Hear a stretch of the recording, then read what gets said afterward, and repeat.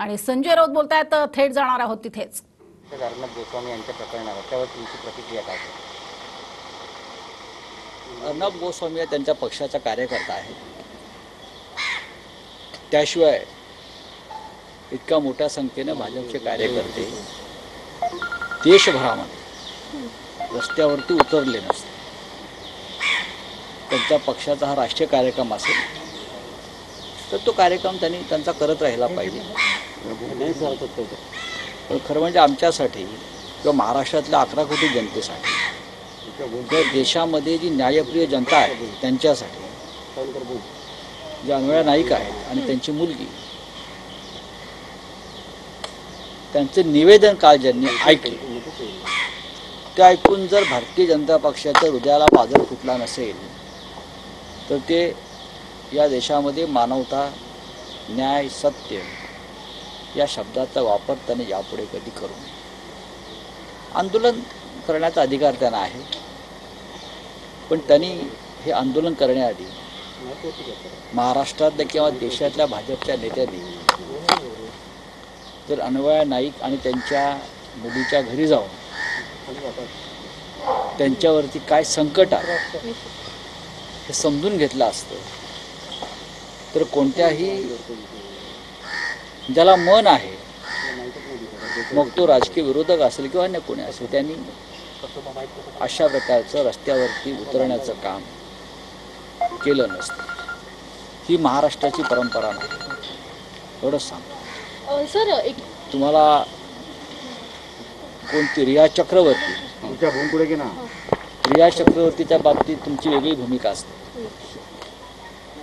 आणि अन्वया नाईक आणि त्यांची मुलगी, त्यांच्या सासूबाईच्या आत्महत्या केल्या, वृद्ध 80 वर्षापेक्षा जास्त त्यांचे होता मिस्टर नाईक, यांच्या बाबतीत वेगळी भूमिका. याला राज्यकरण म्हणत नाहीत. महाराष्ट्राचे पोलीस म्हणजे कलसूत्र्या बाहुल्या नाहीत. जे रियाच्या बाबतीत झालं ते स्वतंत्रपणे काम करतात आणि त्यांनी जी काल कारवाई केली त्याच्याशी कुठलाही राजकीय संबंध कोणीच जोडू नये. सर, नरेंद्र मोदी यांच्यापर्यंत खरं तर मेल केला असल्याचं अन्वय नाईक यांच्या पत्नीने सांगितलं, मात्र कुठल्याही पद्धतीचा रिप्लाय आला नाही. पण काल जी खरं तर अर्णबच्या बाबत जी घटना घडली त्याच्यावर अमित शहा यांचं तत्काळ निषेधाचं जे आहे ते ट्विट आलेलं बघायला मिळालं. भारतीय जनता अर्णब गोस्वामी त्यांच्या पक्षाचे कार्यकर्ते ज्या पद्धतीने त्यांच्या पक्षाची बाजू मांडत असतात तसा सामना आहे आमचा.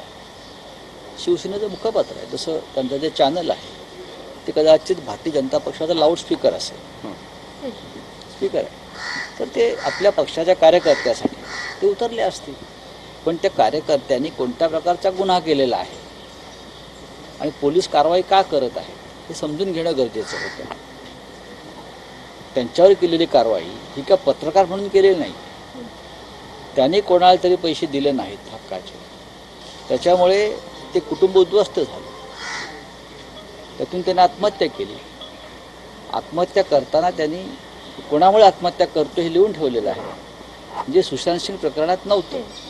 पण त्या प्रकरणात एक वेगळी भूमिका आहे, या प्रकरणामध्ये केंद्राची आणि राज्यातल्या भाजपची वेगळी भूमिका आहे. फक्त मी आपल्यासमोर आणू इच्छितो. आता विरोधक सर मागणी करतायत की मुख्यमंत्र्यांनी राजीनामा द्यावा, कारण ज्युडिशियल कस्टडी त्यांना मिळाली आहे, पोलीस कोठडी देण्यात आलेली नाही आहे, मागणी करण्यात आली. याच्याशी मुख्यमंत्र्यांचा काय संबंध? याबाबत जर मी सत्य समोर मांडण्याचा प्रयत्न केला, काय काय घडामोडी पडद्यामागून दिल्लीतून हालचाली सुरू होती या संदर्भात, तर सगळ्यांची पळताहुई थोडी होईल, पण मला त्यात पडायचं त्यावेळेस ती फाईल क्लोज करण्यात आली याचं खरं तर कुटुंबालाही माहित नव्हतं की फाईल क्लोज करण्यात आली. म्हणूनच मला असं वाटतं देशाच्या गृहमंत्र्यांनी, महाराष्ट्रातल्या प्रमुख भाजपाच्या नेत्यांनी, केंद्रीय मंत्रिमंडळातले प्रमुख जे सदस्य आहेत ज्यांनी काल त्या सगळ्या प्रकरणामध्ये अन्वया नाईक आणि त्यांच्या कुटुंबाच्या विरोधात भूमिका घेतली, त्या सगळ्यांनी एकदा एकत्रितपणे जाऊन त्या कुटुंबाची भेट घेतली पाहिजे, त्या कुटुंबाचं म्हणणं समजून घेतलं पाहिजे, त्यांचे अश्रू पाहायला पाहिजे, त्यांची वेदना समजून घेतली पाहिजे. ज्या प्रकारे विरोधक हा हंगामा करतायत त्यांना करू द्या, त्याच्यामुळे त्यांचंच वस्त्रहरण होत आहे. खरं म्हणजे पत्रकार वगैरे हा स्वतःवरचा हल्ला मानायला तयार नाही आहे. अनेक व्यक्तिगत प्रकरणामध्ये जर पत्रकारिता जोडायला लागाल तुम्ही तर हे चौथ्या स्तंभाचं अधपतन ठरेल. सर एक शेवटचा प्रश्न, जसं तुम्ही म्हणालात की केंद्राकडून बऱ्याचशा गोष्टी राज्य सरकारला नकळत होत आहेत, असाच एक निर्णय होता मेट्रो कार संदर्भात. नाही, तो विषय झाला आहे.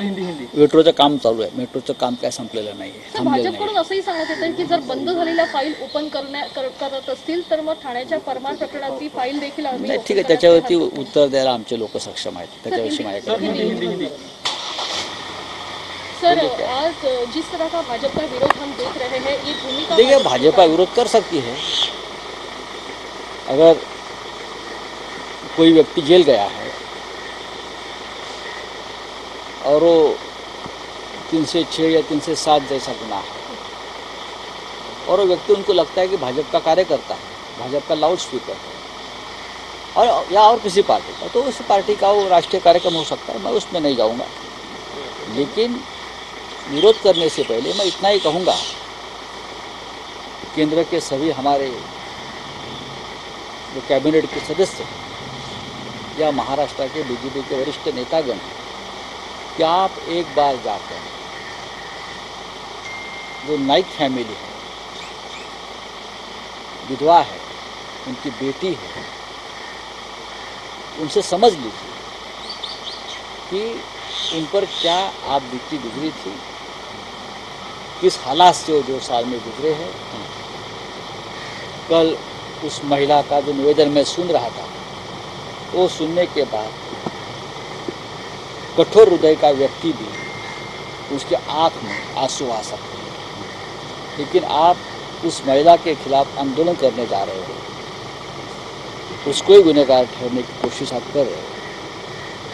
ये मानवता के लिए, इस देश के संस्कार, इस देश की संस्कृति, इस देश की परंपरा को छेद देने वाला आपका काम है.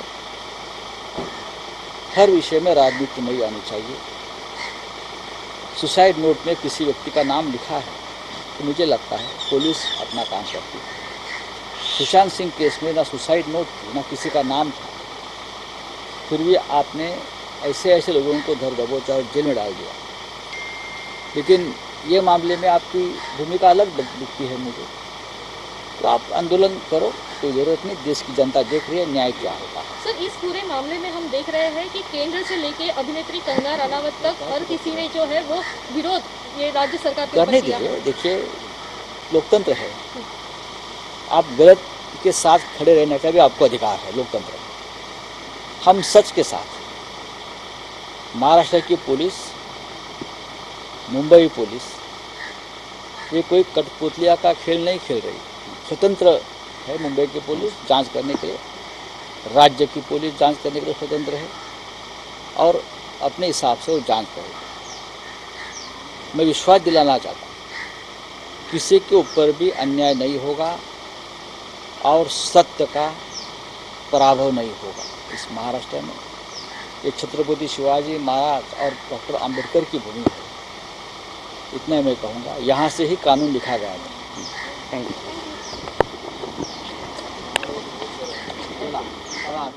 आपण बघतोय संजय राऊतांनी थेट अर्थातच आरोप केलेले आहेत आणि भाजपचा कार्यकर्ता आहे अर्णव गोस्वामी आणि म्हणूनच कार्यकर्त्यासाठी सगळेजण बाहेर आलेले आहेत, निषेध करतायत आणि आंदोलन करतायत. अशा स्वरूपात भाजपवरती पुन्हा एकदा आरोप केलेला आहे. नाईक कुटुंबावरती काय संकट कोसळले ते समजून घ्यायला हवं. रियाच्या बाबतीत मात्र भाजपची भूमिका वेगळी होती. अशा स्वरूपात त्यांनी भाजपला टोला लगावलाय.